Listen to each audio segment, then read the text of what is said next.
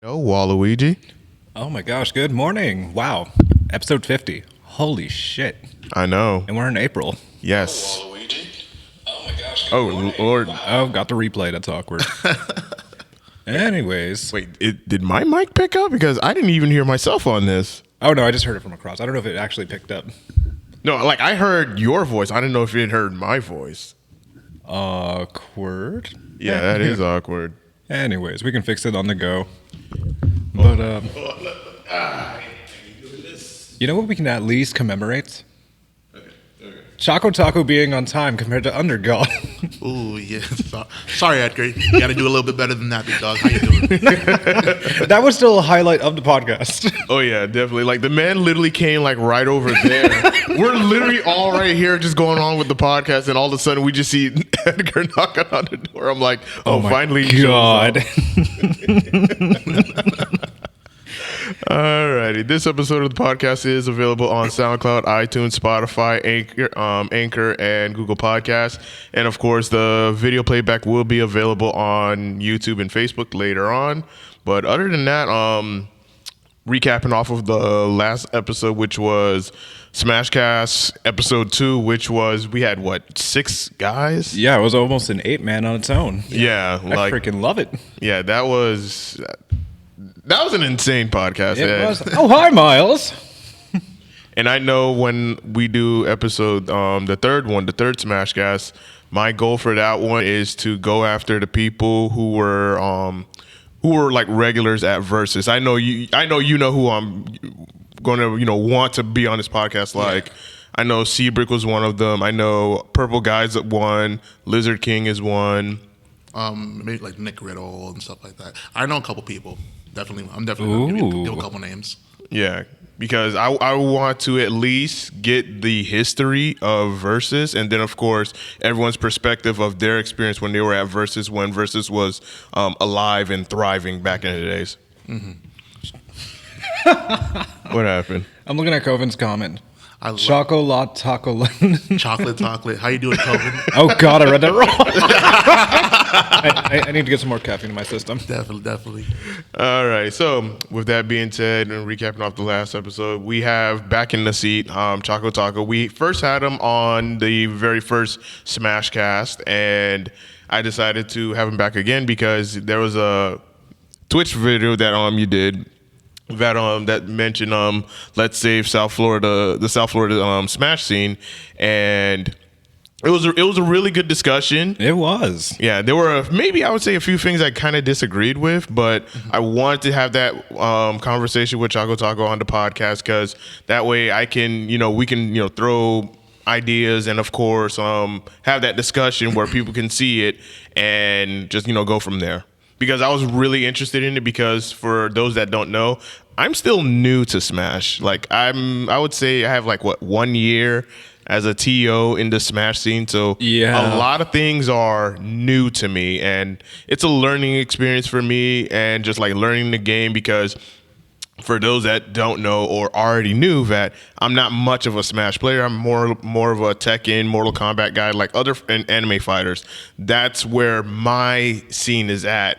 But when it came to Smash, even when Smash 4 was a thing, I just, I didn't pay attention to it. Neither did I. I can understand. I didn't pay attention to it. I was just like, Smash is a party game and whatnot. And then when Smash Ultimate came out, my thoughts were still the same. And then when I came to Flynn's and I started seeing people play Smash, and then I saw the competitiveness, and I was just like, okay, my mind was changed. And then I saw people really, pulling off these godlike moves, and I'm just like, maybe I could try to do that. So I'll get on the Switch. I'll try to be like, I can't do this shit.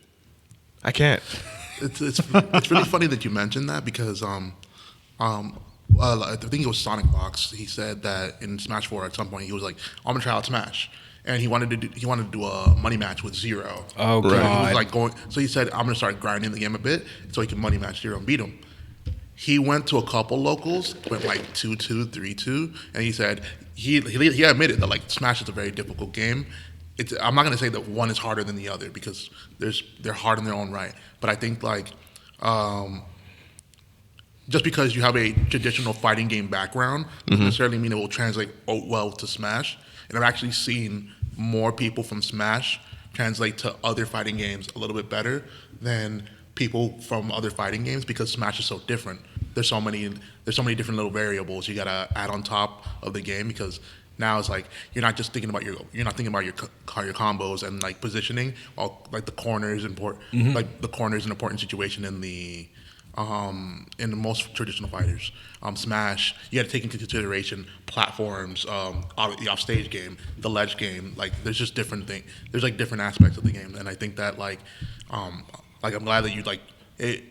You definitely gave the opinion that most people within like the FGC have, where it's just like, oh well, it's kind of a party game, but at the same time, you were able to like kind of see, oh wow, like it has its own caveats. Yeah. Oh yeah, definitely. And that was the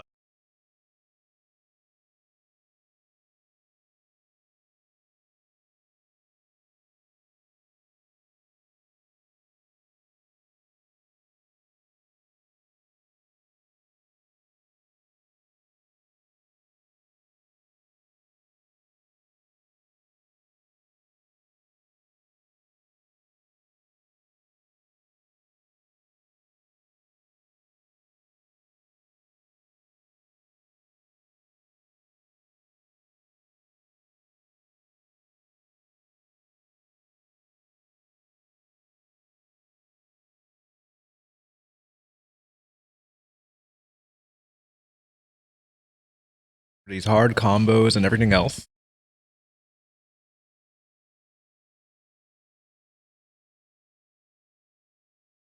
Whole like kill screen. Yes. Better than the whole kill screen to the game. And I think that in itself has created it creates this feeling of you never really know because the kill screen comes up and that's not a guarantee that that you won the game. But everybody kind of just stops and all of a sudden the guy lives and you're just like, oh my gosh, and you keep going, and you're just like, you know that at some point any hit is going to kill. So it's just a matter of who can find it, and then you have one, and then all of a sudden both players are sweating. They're both making mistakes. They're both trying to move like back and forth, trying to figure out their opening, and then one person overextends. But then because they're so stressed, they miss it. And it's just, oh my gosh, there's so much stress. I love it. Like, I saw that last night. Now I think, okay, now I fixed my microphone situation. I saw that last night with Dominator against Wormy Nugget, where when I think Wormy Nugget knocked off Dominator to the edge of the screen and whatnot, and it was like the final hit, but Dominator survived. Like, Wormy Nugget got up, he thought he was done, and it was like, oh no, Dominator survived, so he sat right back down. Like, it was that intense because I'm looking at both of them. Like, usually when you're looking at a player's when you're looking at their posture when they're playing, this, when they're relaxed or whatnot, or they think they're about to win, they're sitting, up back or whatnot. But when it gets like really, really intense, they'll back the chair like this and they'll just lean forward. Ooh, gamer lean. It's like a hyper focus. Yeah, and then, or some of them will just go like this, or like if they get cargo thrown, like if Chunky grabs them and they're about to get cargo thrown, you just literally see them go like this and just mash the hell, like, please get out, please get out. Like it's a sight to see, and it is so interesting because it's like that literally shows you how intense it is. And I love it. Yeah, I was watching at a CEO. Like, I sat down briefly just watching the matches, and the intensity of the crowd actually just shows itself. You see parents nearby, you see family, friends, all just screaming. There was like a whole North versus South Florida thing going on. Mm-hmm. And it was a lot to follow up on, but I was just deeply invested into this. No, yeah, I'm always invested in the hype. So that's in cheering on South Florida. It's very rare that we actually get to travel, because South Florida is with most regions of Florida, they're like within 1 to 2 hours of each other. But yes. South Florida is 3-4 hours, and with a lot of our players being young, we don't get to travel out. Yeah. So when we do travel out, we gotta make sure that we always gotta make sure that, hey, we gotta support our boys. So it was good. It was pretty good as CEO to see everybody showing out for everybody and getting loud and rowdy, because we don't do that too often. Sometimes we get kind of loud, and we get kind of loud in Flynn's every once in a while when it's a really, really hype set. Yeah, I've definitely seen the gasps and the screams. But when I know when I was in Still Smash 4, when there was a regional, we got loud, we got rowdy, and that was Oh my and God. it was always fun, and you can still kind of see that when we watch when we were like in CEO too. So it's just like, hey, this region's kind of cool. Oh yeah, definitely. Definitely. I love it, man. All right, so with our all right, so getting to the topics, our tradition is that we want to get to know, the guest, and we want to know your entire gaming background, your origin story. So, by all means, fill us in. Like, what got you into gaming? Like, give us your whole gaming origin story. I mean, let's see. I guess the first game I ever really played was original Mario Brothers and Duck Hunt. Now I didn't really like. It was with my family. They had an NES, and sure enough, we played a bit. I was very terrible. I've always been kind of like a whatever kind of gamer in most games. I kind of after that, it's kind of like fuzzy for a bit. But I remember I got a Game Boy from my mom, and I would play it kind of like Wario Land 4. I remember I played like a Fairly Odd Parents, Breaking the Rules. Ooh, classics. That game, terrible game, but I played a lot. Underrated, terrible classics. Underrated, terrible classic. I remember vividly one Christmas getting a GameCube from my aunt, and I think that was a start for me. I'm like, oh, this GameCube. I played a lot of games. I remember getting Zelda, the Zelda collection, and I remember I played Ocarina of Time. Now, mind you, I was still a kid when I got it, and I still am kind of afraid of spiders. So, Bro, me too. For a super long time, I actually started playing the game. Would get to the Deku Tree, would see the spiders. I'm like, I don't want to go on. I don't want to keep playing. It actually took me a little bit of time before I actually beat that game. But ended up beating that game, and let's say I'm in third grade now. Moved to a new school, and I'm like kind of looking for where do I want to be, who I'm gonna hang out with, and I see a dude playing with like Yu-Gi-Oh cards. Go up to him. We just start talking about games. Turns out we just talking about Yu-Gi-Oh, and turns out he's like really into games and like becomes one of my closest friends. And like from there, I just meet different people with the different games I play. One of the most important games for me, I think, was Kingdom Hearts.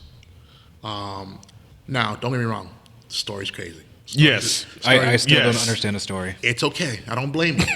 But Especially after 3. I'm just like, I checked out. I was like, I'm done. I'm gonna keep it a stack.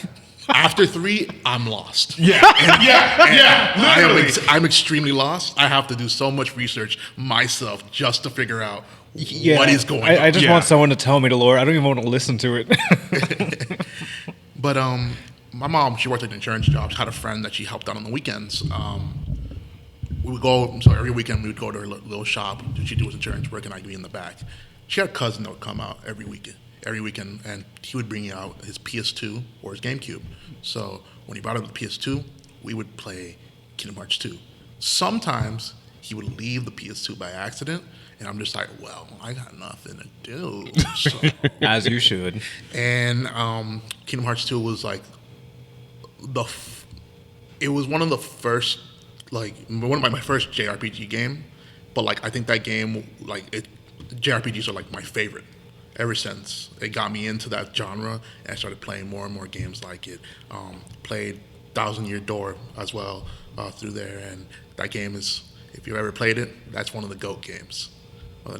And yeah, so I just started playing different games. I would if something looked appealing to me, I'd try it out. If it had good music, I would try it out. All these little things. Let's say, I guess in middle school, I was playing a lot more games. Got PS3. I was playing like shooters and stuff like that. I was playing. I actually didn't get into fighting games for a long time because I'm an only child. So who am I to fight with? You know? Right. Oh, Felt that. but I got really into single player games. I love the story games. I love JRPGs are my number one genre to this day because I feel like I can get lost in the JRPG and just be gone for hours. most important, I think one of my top 10 games of all time, still Tales of Symphonia. Vivid memories of just, vivid memories of just going to my friend's house, booting up the game. I'd be Lloyd Irving, sword fighter. He would be Genus, the mage, and we would just go at it. And every time, and then I would have my own file. I'd play on my own, but we would always play with each other. And if you like, you see like a little bit of a pattern. It's like when it comes to gaming for me, it's gaming has always kind of been like. There's other games I've played in the past that's like tied to like vivid memories of like being a kid and stuff like that. And I think that's how it's always been for me with games. I kind of like highlight. I like to highlight like my experience when I play each and every game. Sometimes I'll be in different stages of my life, and I'll just play a game, and I can remember like how I felt during that time, and it's just I love it. So yeah, my genre is, I think I said it already, JRPGs are my favorite genre. I am a sucker for video game music. Video game music. Ooh. It hits different. Like on our way to CEO last year, all I heard were game tracks with Silverback, and I'm like, these are actually banger. Exactly. Yeah, I got him into Persona 5. That is true. I've been just the soundtrack alone, you're just like, man, this is really good. What game is this? Persona 5. I'm like, play it. This is sick. But play Royale. Everyone's gonna tell you to play Royale. I still need to buy it. I'll do the walk of shame later, but it's okay. It's okay. Yeah. But when you play it, play Royale. You'll need. It's definitely everything that game needed. Everything that game needed, and that was already a good game to begin with. But I didn't know that. Yeah, it did so many upgrades to the actual battle system and stuff. But all that aside, like video game music, and that goes hand in hand with my conversation of you can kind of remember vivid moments. I think did y'all play DMC5? Yeah. Yes. So like, no, I played DMC4. Oh crap. It's okay. But like Silverback, you could probably relate. Yeah. When like the kind of the awe when you're getting ready to fight Virgil. Yeah. And you hear "Bury the light Yes. with you." Yeah, like it literally made it made the fight so intense. It made it so good. It's like you didn't want to end the fight. Like usually you're trying to rush and beat the boss or whatnot, but for this one, with that soundtrack going, I took my time. Exactly. I took my time. Exactly. I'm like, I'm not gonna. I don't want to end the fight because it's just like, yo, this is banging. And then because you're taking your time, you enjoy the fight so much more because of the music and of course the atmosphere. Is like, bruh, this is awesome. Exactly, and that's what I like about video game music. You kind of think about where you were. Anybody play Sonic Adventure 2? Yes. All right. Live and Learn, where you're literally in space. Giant space lizard is literally the size of the world, and you just hear Crush 40 going crazy on a guitar solo. That's insane. Yeah. But you remember those moments in games, and I think that's why I gravitate a lot to video game music. If you guys ever watch my stream, you'll see me. I'm always actually curating new music for the track. 'Cause I'm just like, I need to have it be filled. I'm glad I follow you on Twitch now, so I can keep this in mind. But yeah, I think that's basically what all is for me gaming. I just like the experience, man. All right, noted. I'm not gonna find some music to listen to on my way back. Ooh. All right, next topic is what got you into Smash? Ooh, okay. What got me into Smash? Let's see. I played Smash in the very, very, very past. Like, kind of like played like super casually with some friends. But like I said, I never really bought Smash because I focused on mostly single player games, not multiplayer games. It's that summer, E3 announces Smash 4 for the 3DS. And like, me and my friends were just kind of like, hey, let's play the game. That'll be fun. And I vividly remember, it's junior year of high school. We would get up early. We'd get to class. There'd be like 30 minutes before class starts. We were literally like right in front of the class grinding. I'm over here playing Ness, my friend playing Rob, Ike, and all these things. And we'd have like different little rotations going on where we do like free-for-alls, but then it'd be a 1v1 to be tight. And, my God. Yeah, I mean, it's just like it's like every little, it's like kind of like every little Smash story. But like I remember, I'll just go every day, and we would play online sometimes. But when I started looking into Smash, I'm just like, oh, I want to be good. I want to be better than my friends. So I did look into tournaments, and I'm just like, oh, there's an actual tournament scene. I learned that for the first time, and I kind of watched here and there in Smash 4, but I was never really like competing, or I never really had the interest to compete, or nothing like pushed me. But as I started getting better and better among my friends group, I'm like, maybe competing sounds pretty cool. I went to my first tournament in Smash 4 in senior year of high school. It was this Chick-fil-A event called Play More Smash. And Oh, I was listening to this. yeah. If you watched I did talk about it after we did after we talked about Let's Play Smash 4. Yeah. It was a event that it was like one of the only events nearby, and me and my friend were just like, bro, let's go to this event. We go, and there's two brackets. There's the Tier Breakers bracket, which is hosted by Sabrick. Shout out to Sabrick, because I think that was the only, as much as I give him a lot of crap on the daily, that was like one of the best ideas he's had, and like that was my introduction to the scene. And then there was a normal bracket. Now, I feel like me and my friend, he decided to only join the normal bracket, and I decided to join both brackets. I think that created the path where like he just left Smash, but I stayed with it. So Tier Breakers was an event where everybody got put into little groups. Finally, the best people of each group would battle it out, and then be given a seed. Then each of the top seeds of each of the pool, they would kind of draft people on the team. So what would go on is you would each person who competes, their results would contribute to their team's points. Best team at the end was supposed to like get everything paid for a major or something like that. And that was the whole thing. So I'm in a little group of people. Main name that like I remember was Tremendo dude. He didn't really come out to many tournaments, but he was one of the most like important people I know. And this player named Goon, he wasn't really good, but he was a big homie, and he was the one who like really convinced me, hey, you should really try going to like a major for once. Went to a couple locals. O2. They convinced me to go to CEO, and I begged the mom. I busted out the PowerPoint.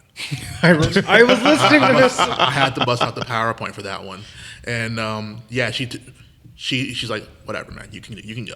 And sure enough, I go to the CEO, and I go 3-2 in bracket, just enjoying. This was the same CEO where Zero at the time, at the height of his like Smash 4 career, where he's actually like he was like one of the most dominant forces in Smash. That was like 2016, 2017? 2016, yeah. Ah, okay. He was still a very dominant force in Smash, and this was the first tournament he didn't place within the top 3 or top 2 of the event. He got 9th. Oh, yeah. He got 9th, losing to Florida player Prince Ramen and Larry Laren, losers. So, mind you, Prince Ramen, CFL, SFL can cheer, but CFL, we don't hold a candle. We don't hold a candle. So imagine CFL, SFL, everywhere, screaming. I'm telling you, I think if you look at the video, I'm standing on a chair somewhere. Trying to see, and we're all hype, screaming. But nah, I'm just viewing the event, watching all the sets play out. This event was chaotic. And I remember the most important set to me was Abadongo versus Zenodo. Now, Abadongo, he was a multi-character specialist. Started with Wario, then went to Rosalina. Rosalina, I know he played like Pac-Man as well. He was the best. He was the best Pac-Man for a long time, but like he stopped playing when Mewtwo came out, Mewtwo came out. When Mewtwo got buffed. Mewtwo became went from like bottom tier to like top tier really quickly, and he's down 2-1 to Zenodo, losing with Mewtwo, and I knew I would down go for his Pac-Man, and it was inspiring to watch. And you see him like kind of sitting there for a long time, thinking about what he's going to do next. Goes back to character select. He makes a new tag. Goes back to character select. Goes Pac-Man.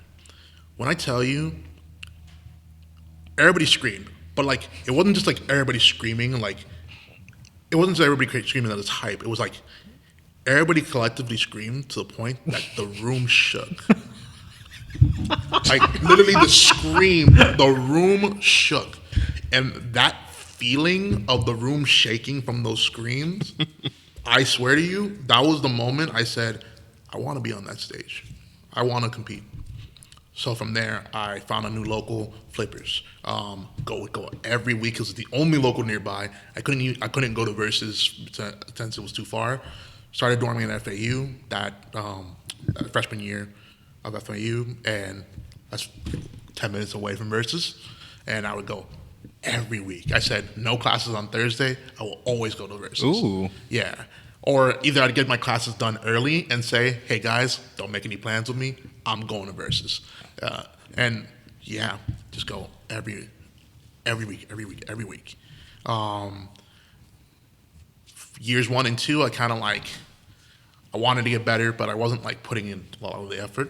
And I remember 2018, I kind of gave myself like a little bit of an ultimatum. I'm like, hey, I want to try again or try really hard to get better in this game, because I was kind of like a 1-2 or 2-2er, but it didn't really go past that. I said I want to do much better in this game, but if by the end of this year I am not where I want to be, then I'll consider like going a different route when it comes to like competitive Smash. I almost went for the route of commentary. Right. But sure enough, I think somewhere in the middle of the summer, during that E3 for Ultimate, try out the game. I'm excited to play the game, and then I come back and I beat all my demons, beat all my bracket demons and stuff like that. And it's like, oh, it's time.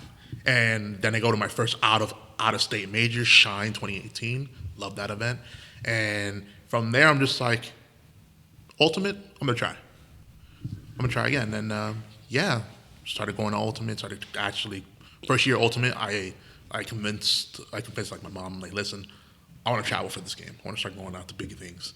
And I think I traveled to a whole bunch of different big events for the first time, and it's like I got the feeling of what it means to be like an actual competitive, like not a pro player, because I'm not a pro, but like this is what it means to be like somebody who's going to make it to a competitive game. And from there, then that's basically where we are now.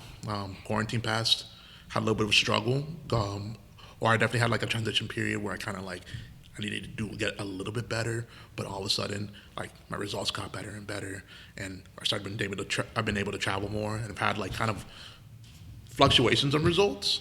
But I think recently I've been on a very big upswing. Ever since CEO, I feel like I've been on an upswing, and just all my in my play in general, and that's where we're currently at with Smash. Nice, man. Nice. What an origin story right there, y'all. Wait, when did you change your name to ChocoTaco anyways, or has it always been that name? Oh no. Okay. Oh boy. The real question. This is dark secrets. This is dark lore. So in high school, freshman year, we had PE with the seniors. Now, they were all really nice people. High schools PEs will sometimes do, hey, now we're going to do football this time and stuff like that. Make teams, and we're going to play football for a couple weeks. I'm like, all right, cool, whatever. So I'm in a team full of seniors. I'm not athletic during that time. And I'm just like, whatever, man. But we were all joking around, and I make a joke. I literally make a joke saying, oh, by the time you guys see me on the field, you're all going to call me Chocolate Thunder. As a joke. They all loved that joke. That became my nickname all of high school. Chocolate Thunder. All of high school. Dude, imagine my face, because I made I messed up I had like a photography class, and we made our Flickr accounts. But I messed up on I accidentally approved my Flickr account on my email, and it had like this weird username that like I couldn't remember. And I'm just like, okay, I'll just create a new one. I create a new email. So I made like a Chocolate Thunder email just for fun. When we had to log in to our Flickr accounts on the projector in class for like this, I log in and my teacher's just like, Chocolate Thunder? Is that your stripper name? And I'm just like, bro, no, not like this. No.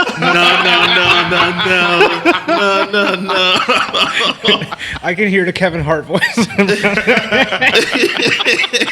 I understood. So it was both really fun, but also my curse. Now, for like my first event, I guess I think I joined like a single ALEM bracket, but I don't really count that as my like first event. I was gonna sign up. I'm with a friend, and I'm just like, they're just like, oh, what your tag gonna be? And they're just like, it's gonna be Chocolate Thunder. I'm just like, that sounds kind of lame. But I remember there was one classmate in my year that he didn't call me Chocolate Thunder. He called me ChocoTaco. And I'm just like, I think that's a little bit more funny, a little bit more fire. So I went with ChocoTaco because of that. And it rolls off the tongue. That's better. true. Yeah. And yeah, that's where And it's an actual ice cream too. That is true. everybody thought that I did it because of the dessert. And I'm like, I don't think it's a dessert. I'm like, it has to be some good reason. But yeah, like that's where ChocoTaco came from. I wanted to change to just Choco, but because like I feel like most people call me that to begin with. But it's hard to change that tag only because there's so many people who are tagged Choco. Like we have a top Japanese player named Choco, and it's spelled exactly how I spell it. Oh, Okay. Yeah, so I'm just like, that puts me in a little bit of a bind because like, that would be awkward. yeah. If somebody's gonna look up my games, that like as it is, it's already hard that I'm ChocoTaco because there's a streamer named ChocoTaco who's an FPS streamer that has like 1 million subs. Oh, I saw that. I almost got mixed up with that. I'm like, wait a second. There was This doesn't somebody- look like you. There was somebody who came to my chat one time. I'm like just new to streaming at this time, and he's just like, look at you leeching off ChocoTaco. You're not even good. And I'm just like, who are you? I don't know you. Yo, I just saw this comment. Where there's Chocolate Thunder, there's Chocolate Rain. Oh, stop. Freaking Tezonde. Chocolate rain. Freaking Tezonde. Yeah, that's a throwback and a half. But yeah, that's a story. That's the origin story. That's a hell of a origin name. Actually, Yeah. I was not expecting that. Oh yeah. I had to ask. I couldn't help myself. I don't blame you. You're not the first or the last. Most likely not. All right. Our next topic is let's save South Florida Smash scene. Ooh, I can actually open up my notes. Already. So yeah. Ask you him. want to? I would say you want to give the people who have not seen the video just like a small teaser of what that stream consisted of in your talking points. All right. Sure, no problem. So basically, I decided to go on stream one day. I've been doing this new thing called Choco Chats, where I kind of like sit down, talk about a topic, and just go in because I like chatting about things. And I thought about it. I'm like, you know what? I'm tired of South Florida. I love this region. I love this region a lot, but I feel like there's been issues I've had with the region in general, and other people have had issues, but nobody really speaks on them. And I'm just like, why not? It's my stream. I can do what I want, so I'm going to talk about what I want to talk about. And part of what I wanted to tap into that conversation was mostly like, I want people's mentalities of the region to shift, and I want people to take more action when trying to like really start focusing on improvement, focusing on like getting better in the game. If we want to become a stronger region in general, people need to start taking action. People weren't practicing. I think a pitfall that I found myself early on in Ultimate, because I used to go to 4 or 5 locals a week. Every week at the beginning of Ultimate, the money was fine, but I noticed at some point my results started like, I was consistent, but I never got better. And I'm just like, why is that? You know, I'm putting in just as much hours as everybody, but it would get to a point that I would lose to the same people over and over. And that was actually when I was at my most like toxic. I was actually a very toxic individual. I can admit that like the way I acted when I lost was very, very bad. And like I used to kind of say, oh, I'm just passionate about the game, but like realistically, I was a shit, man. But when Frostbite 2020 happened right before quarantine, I kind of went and I fought a couple people. Like I fought Glutony, the Wario main from Europe, best Wario in the world. Oh, snap. He's so freaking good. And I fought a couple other people, and they really like. I got my slice of humble pie. They beat the brakes off me, and some of them didn't even know what a Lucas did. They didn't even know what like the matchup was, but they just beat me because they were just better than me. They understood the game better than me. And from there, I remember I put out a post on the Facebook group that I'm just like, I think our region sucks. I think our region sucks because we're not doing as much. We're not doing as much as we can. And from there, I started shifting my frame of mind to like, I'm gonna practice more. So from there, I stopped going to 5 tournaments a week. I went to 1, maybe 2 a week. Because I will still want to have time to enjoy my friends and enjoy my social life. I think having a good balance of both is actually super necessary when it comes to playing anything competitive, because you need your time to step away from the game to like refresh and then come back to the game with a different frame of mind. And from there, I think that like shifted my work ethic. So going back to now, I've noticed a lot of the same pitfalls players are falling into. But you're going to your 4 or 5 tournaments a week. How often are you actually practicing? You know, you have a lot of young kids that are just in high school. Yeah. And they have all the time in the world. Yeah. All the time in the world. It's hard for me to make time just to practice. Yeah. But I make it happen. Imagine a high schooler where all you need to do is just do your homework on time. Then play Smash. Insane amounts of time. Yeah. And if you don't have a job. If you don't have a job, yes. But then all of a sudden, why am I listening to the same person every single week? And I'm just like, maybe you're not putting the work where you need to put it in. Yeah. And I think that's where the actual that's a crux of what I wanted to get across with that stream was, hey, we're not doing enough to get better. So let's start making that happen. Let's start making that happen. It's like when Thanos kind of like at the end of that like secret ending for one of the Avengers movies, he grabs the gun and he's like, fine, I'll do it myself. Oh, Guardians of the Galaxy. No, Exactly. that was Age of Ultron. Oh, you're right. Shit. Fine, I'll do it myself. Yeah, because he's tired of waiting. You know, his subjects, his subordinates are failing him. So it's just like, you know what? They just keep dying. I might as well just get into the fight and be like, I'm gonna do this. I'm gonna do this shit by myself. Exactly. I'm gonna get involved because I let people do it. They're screwing up. It's time for me to put the glove on. I'm gonna go get it.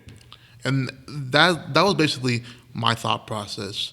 There's a couple different topics I tied in on, but the main thing I wanted to get across was people need to like really start taking action and put the work in. For example, people are complaining they don't get to practice all the time. Have you guys actually set up a practice session? It's actually not that hard. No. You literally DM somebody that's like, hey, are you free to practice sometime? So yeah, we are. Let's plan it out. Or hey, maybe not this week, but maybe next week I may be open. Yeah. And that's it. Now, granted, I get that some people can't always, like if you don't have a car, if you don't have that kind of freedom in your house, like I get it. I mean, online Smash. Online Smash was there. But like, I'm like, hey, if you guys can plan out, and like, this is no shade, but like, there's a lot of people, 150 people or 120, I don't remember the number, went to the Arcadian. 130. 130 yeah. people went to the Arcadian. A lot of them, which like, no shade to them, but I call them the tournament roaches, the people that don't come out unless there's a big tournament that they think they can farm. Undergod used that same word, like He calls them did! roaches. Like you only see them for like really big events, like an Arcadian or whatnot, where they'll just come out. I forgot about this in the Smashcast. But when it comes to like regular tournaments or whatnot, they ain't gonna show up. Yeah, they've Exactly. That's what I'm saying. So many people were able to put in their time and effort, and obviously, I get this. People with different circumstances. I didn't mention that. Hey, if you have circumstances that prevent you from going out, that does not apply to you. Yeah. But for the people that are actively just avoiding things, that actually do avoid things and stuff like that, that's what, or they're not willing to go that extra mile when they can. That's what I was trying to tap into. So I'm just like, hey, if you want to do a practice session, set it up, plan it out. If you want more people to go out to tournaments, you plan it out. Yeah. You don't just say, hey, I need a ride today. Let's get it done. And that works sometimes. If somebody was in the way, maybe. Yeah. But like, I can't. People got busy schedules. People got lives. You can't expect people to do that all the time. And I think like that little bit of a resourcefulness is what's needed to get things pushing. You know. I know I also stated that like, hey, I also brought up the concept of like, hey, we want more people. We need more people to come out to you want more people to come out to these bigger events, because it gets to a point where when you're a ranked player and you're one of the people that can play consistently, like I can consistently fall into the top 3 of an event within the region, or at least within Wolfpack all the time. It gets to a point where it's just like, hey, I'm going to be playing the same players every single week. Why am I not putting my effort to go to a different local where it's a different subset of players that I may not play on the regular and stuff like that? What's stopping them? And I'm like, hey, instead of you farming your locals, which I think people misinterpreted what I meant by farming. Mm-hmm. Instead of farming your locals, let's plan it out. What's stopping let's say the power rank players? There's 10 of us. What's stopping all 10 of us from saying, hey, you know what? Once a month, let's make this tournament the tournament we all go to.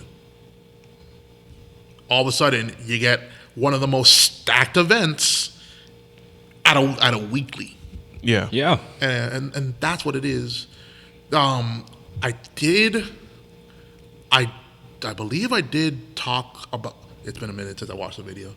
I believe I did talk a little bit about TOs, not too much, but I did talk about TOs, and I did also want to know, like, hey, listen, most TOs, not Flynn's, because I think Flynn's actually does it pretty well, but most TOs don't know how to advertise. Yeah, I was looking into that too. They don't know how to get people to their brackets, and I always tell them, listen, you can either advertise by like being aggressive with advertising your event multiple ways.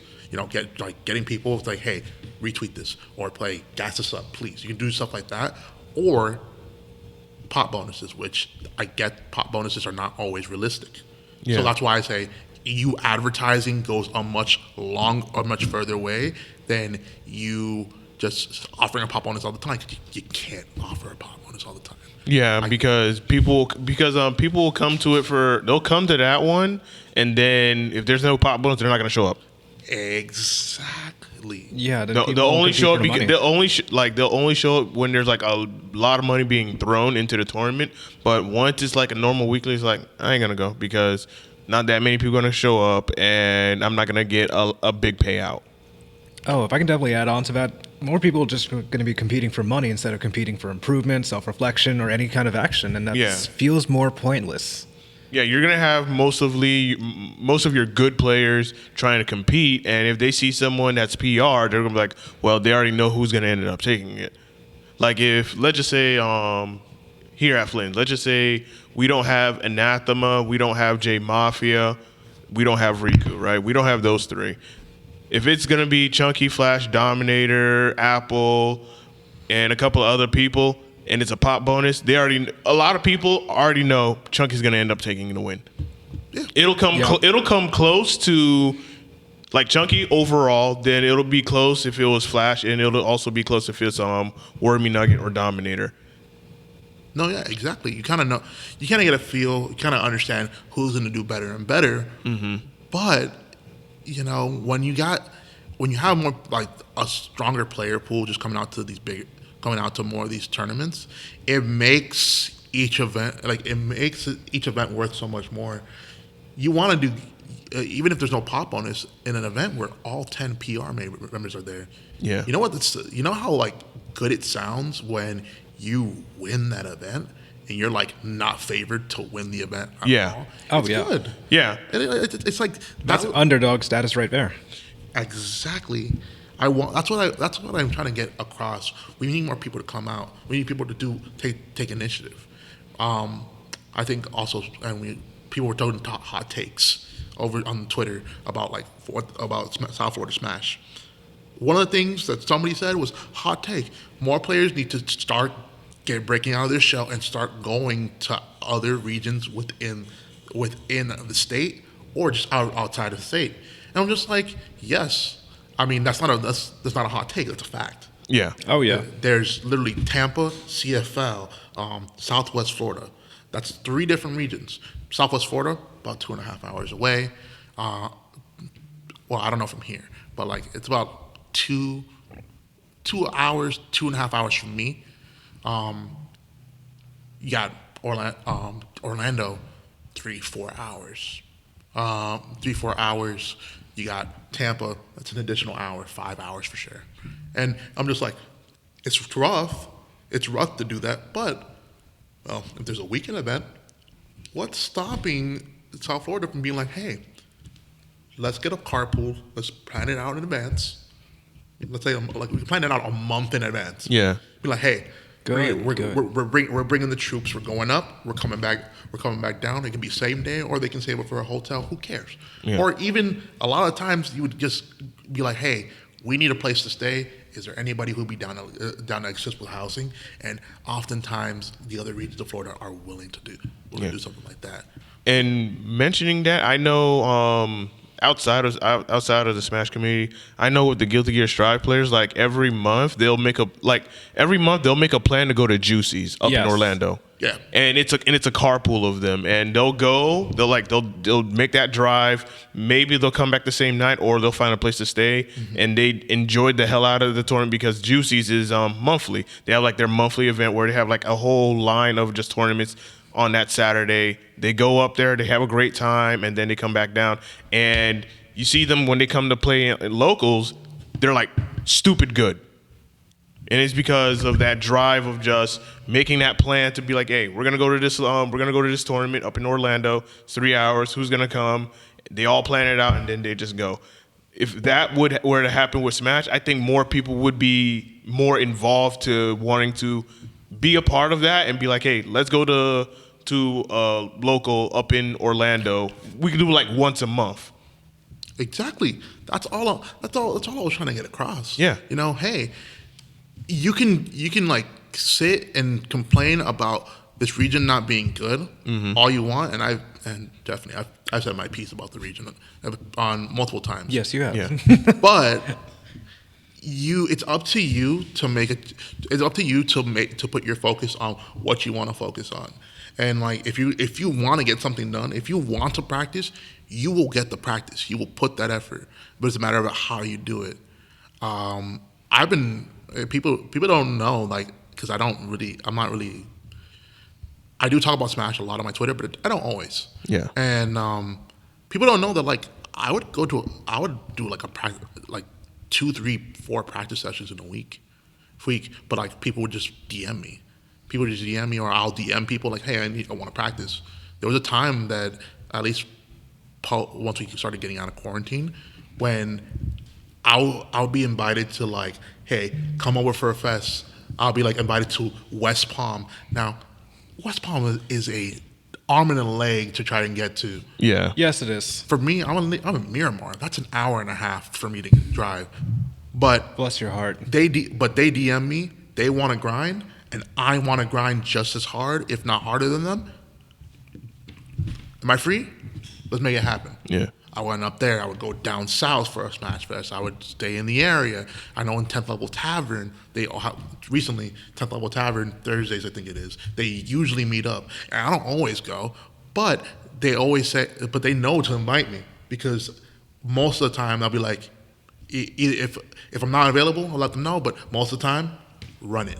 Let's get it. Let's make it happen. Nice. Yes. And I think ever since we did that video, I did that stream, I've seen the motion going on in the region. I'm watching. I'm in the sidelines. Yeah. I'm like Jarvis, enhance. Yeah. Like, Because when you made that video, I think that's when Joy-Con hit me up and be like, "Hey, is Flynn's doing anything on Wednesdays? Like any events on Wednesdays?" I was like, "Other than B&D and other than that, it's slow and dead, and that console area doesn't get touched. Like it just stays there. It just doesn't get touched." You're like, Yeah. Do you mind if we could like have a Smash Fest? I'm like, yeah.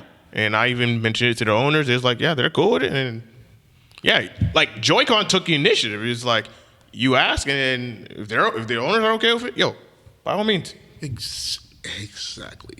And every other week, which ripped my gas, but every other week, the UM players or the down south players, they have a Smash Fest. Yeah. I'm literally, after this, I'm going to pretty much go home and then we'll go home for a little bit, and I'm heading out to UM just because I'm going to be grinding.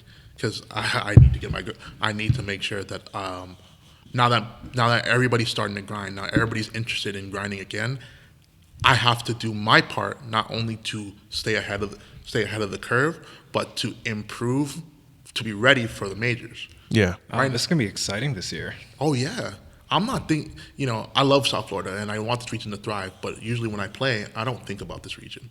I think about my own growth. Yeah. And I think when you look at like Anathema, me, Riku, J Mafia, those players, you can tell they carry themselves.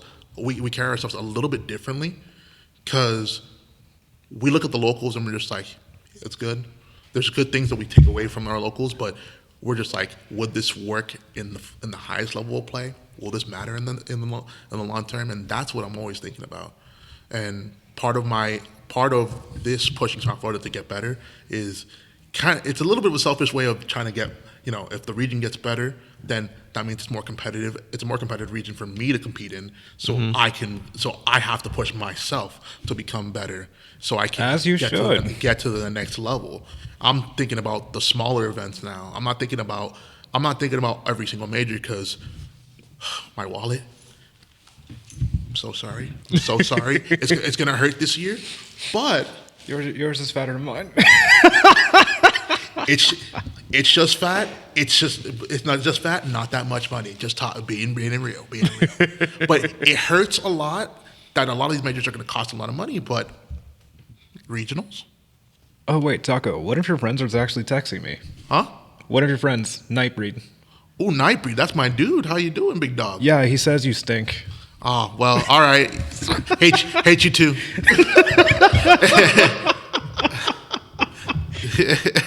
But then he wanted to give you praise, saying that he has a lot of respect for you and that you play other games. I appreciate Nightbreed. I've only seen him. I've played with him a couple times, and like I wish I could be good at every single fighting game. They don't always interest me as much. Maybe Street Fighter 6, who knows? If Capcom stops their bullshit, if they did the cut the bullshit, I'm down. But like I like other fighting games. When I was first getting better, I was actually playing. It was in the middle of freshman year, where I would go every week, and I played a little bit of Pokken Tournament. Kino would run Pokken Tournament weeklies at Versus on Tuesdays. I had nothing to do on Tuesdays, so I said, hey, I'd come out. In the FAU Student Union, there were people who played Melee, people who played Smash 4. Though there's only the one Smash 4 setup. There was like 3 Melee setups, Smash 4 setup. Then there's a dude playing Rivals. And it's just like, there's 10, 12 people deep in a Smash 4 setup doing 1v1 rotations. If you lost your place in those rotations, you're waiting a long time to get your next game in. So it's just like, okay, I don't want to wait for Smash today. I don't want to wait for Smash 4 today. What can I do? try a little bit of Rivals. Rivals got me better at like tech chasing, better at like moving, dealing with the game faster and faster. Pokken Tournament kind of made me understand the concept of RPS in general, in just most fighting games in general. I had a friend who would bring his laptop. He played Street Fighter V, and like, I'm not good at Street Fighter V, but like playing a traditional fighter definitely it got more ideas of like, okay, what goes into a fighting game and stuff like that. Yeah. And so yeah, like I think playing other fighting games, if you're somebody that wants to get good at Smash, I think playing other fighting games can help you build that foundation you need. Yeah, in worst case, if you're sick and tired of a certain game like Smash and such, you have something to go back into just to reoccupy your mind until you're ready to play again. Don't worry, when I go on hating the game again, I'll be back in Grand Blue Fantasy for like a week, and then I'm back. Dear God. All right, so I do have some points that I want to discuss with you, and one of them is how are you going to make newcomers care about wanting to grind in Smash? Newcomers care to wanting to grind. I mean, I think that's where the ranked players need to put their effort in. I think one of the best people who are doing it at the moment is Anathema, because he's actively playing everybody. I try my best when I play to if it's somebody that I'm just beating the brakes off of, I feel a little bit bad sometimes because like if they're not learning anything, then it could feel unfun. If I'm playing somebody brand new, I don't just play different characters to sandbag against them. I do it because I feel like if I'm just gonna beat somebody hard, then what do they gain? I mean, I feel like if I were to go to a local and I would get my ass beat by everybody super, super hard, I can see myself being like, you know what? I don't want to do this anymore because it's not fun. Yeah. It's not fun at all. So having fun, being willing to play everybody, sometimes, not all the time, because not everybody wants tips, but I'll offer like, hey, do you want any tips? And give them some advice. Like, oh, hey, I think this will help out a lot more. Or like when we're playing friendlies, maybe not making it always so serious.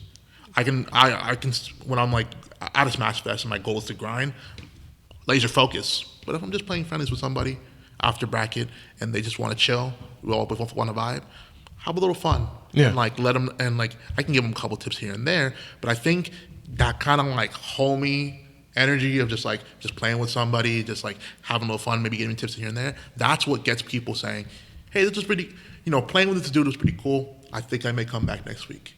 That's pretty fun. Yeah. Having stuff to do outside of the local is fun. I think that's where side events come through. I think amateur brackets, Tate's was the only one that did it. And that was one of the locals I went to a lot. And I think Tate's did it well. An amateur bracket, you went 0-2, guess what? You get to play a little bit longer. If you went 0-2 or 1-2, then you get to have a smaller bracket, $3 entries compared to the $5, and you get a second chance at bracket. And you're gonna play a lot more people within your skill range. So I think that's little things like that is what gets people. I think that's what we get, how we get newcomers in. Aside from that, advertising is not just us saying, hey, come to our event. It's Twitch streams, it's YouTube streams. It's showing to people what you guys are doing and what you're providing. Exactly. And as I like how people want to go on the commentary a lot, but I kind of don't like how we lose, not so much that we lose focus on the match, but we don't talk about like the game as much. We don't get people interested. It's fun. It's fun to show like that fun side of South Florida every once in a while, but every time you go into a stream and you're hearing people just like goof around on the mic, it's like, okay, we really need like you need a professional at least, or someone that has some game knowledge. But if you can blend the two together, it feels perfect. Yeah, that's what I think. What like EE and TK Breezy they made work in like their local level, and obviously they took it to a bigger level and stuff. But when you were watching the Xanadu weeklies all the time, it was a mix of the fun, but the game was still the core thing. I miss Andrew. Andrew, if you're seeing this, I miss you. A lot of people miss you. Love you, Andrew. Forgot about Andrew. Big dog. How you doing? My dog. I think that in itself is how we get new players in. We make it look, we give them that atmosphere of like this is fun. It's welcoming. This is a welcoming. This is a welcoming scene. We show them. We have some people kind of show them the ropes, and only if they want it. Yeah. And then from there, and then we advertise more. We push. We let them know that hey, listen, we're having these weeklies, or hey, we have more of these where maybe near you and stuff like that. Come through. The Smash Fests are now the Smash Fest, either the UM or the Hall or the Flynn's or even the 10th Level Tavern, Smash Fest that happened on the Thursdays. Like those are like, hey, if you want to get a little bit better, you want to have some more fun games and a more relaxed environment, come through. Yeah. And I think that is how we get new players in. I know West Palm Beach is slacking. I will say when it comes, Well, the holodeck's like one place. I do want to say that when it comes to bringing new people in, one of the things that I started doing is creating content. Like I would go around, video recording, getting some photos here and there, so that way I can make it into like a 1 minute or 30-second montage, and then use that as advertising. Those go super hard. Like they look so cool, even when you debuted the Guilty Gear. You want to give like a small little teaser presentation of, hey, this is what our local does, and this is the environment that you get to see. And when people see that, like when I send it to Eddie, one of the owners, and he puts it out there on social media, then that one Saturday you'll see like a couple of new people that you've never seen before, and like I even see like this one dude that brings in this little kid, like. They're new to the scene, but I see them come almost regularly, even though they go 0-2, but they still come, and it's because of the experience. The environment is so good and it's so welcoming that it's like it's worth it. And that's one of the things that I started doing a lot more, because that's one thing I don't see a lot of the other TOs. No shade to them. It's just that creating content, like, some video clips and whatnot, just, going around watching people play and whatnot, getting some good angles, showing some highlights off of the stream or whatnot, and then putting it into like a small montage, and then you put it up on social media, like on Facebook with target marketing, which learn it. It's a bitch to learn, but if you learn it, because that's what the owner uses, he uses target marketing, hence why it goes out to a lot of people, especially when we do like Fighter Fest, and now coming soon Arcadian, he's going to do target marketing, and he learns it on Facebook, he learns how to do it on YouTube, and he is now learning to do it on Twitter. Yeah, Flynn sets all the right niches for every game. It's very unique that not many arcades even do. Yeah, and but target marketing is very it's tedious to learn, and it's like it takes a lot of time. Which is why if you're gonna have like one big event, then at least you have like months in advance to learn it, prepare, and then execute. No, definitely. I think that I've had this conversation before where I'm just like, listen, you don't need to.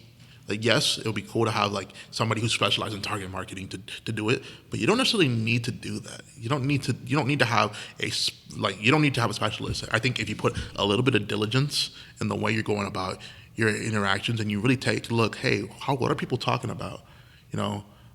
There's this smaller local UVape. UVape that happens. It's a monthly thing, I think it's like a bi-weekly or monthly. I don't remember. Where at? But it's like in the Davie area by nice. By the FAU Broward Davie campus. And they asked me, like, how can we get more people across? I'm like, literally, you get on Twitter. They didn't have Twitter. They weren't on Twitter before. Maybe every once in a while, just post a picture. Be like, hey, this is what we're gearing up for the next one, stuff like that. Reach out to a couple players and be like, hey, if it's not too much, you mind just retweeting this, liking this? If somebody if something like Anathema retweets and likes something, he has a big following. He can get at least some people watching it, and they may not do anything with it. They may just like keep moving with their day. But the fact that there's people looking at it, that's what matters. Yeah. And people look at it. Oh, hey, I just remembered this thing happening right here. Go ahead. Or you could go this is more tedious, longer way.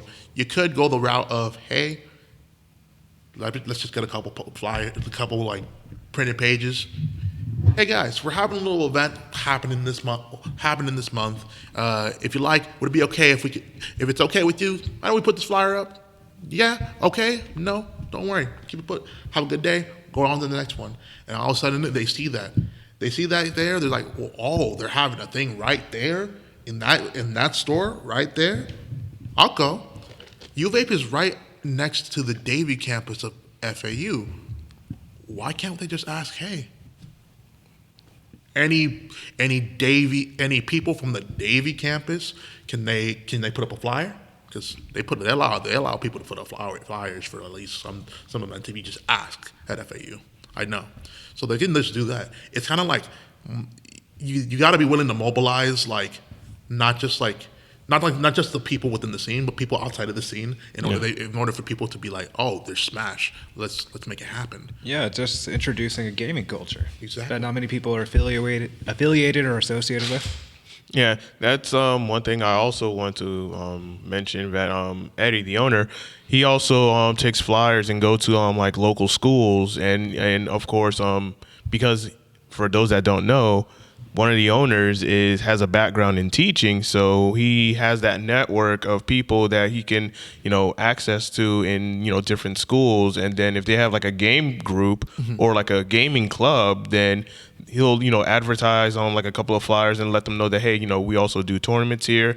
For those that don't know, there's also summer camps coming to Flynn's, throughout the summer and whatnot. Nice. And guess what? They're going to be exposed to our tournament area. You're going to see that, and that's because he does a lot of stuff outside of the internet where it's just he's in the streets. Yeah, it's a great thing to see that not many people do nowadays. Mm-hmm.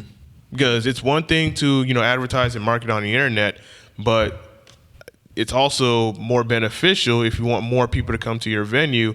You got to hit the streets. You got to go to the places where you're going to find the demographic of players or people that you want to come to your venue. You got to find out where there are, and then put your stuff out there and let people know that, hey, we exist.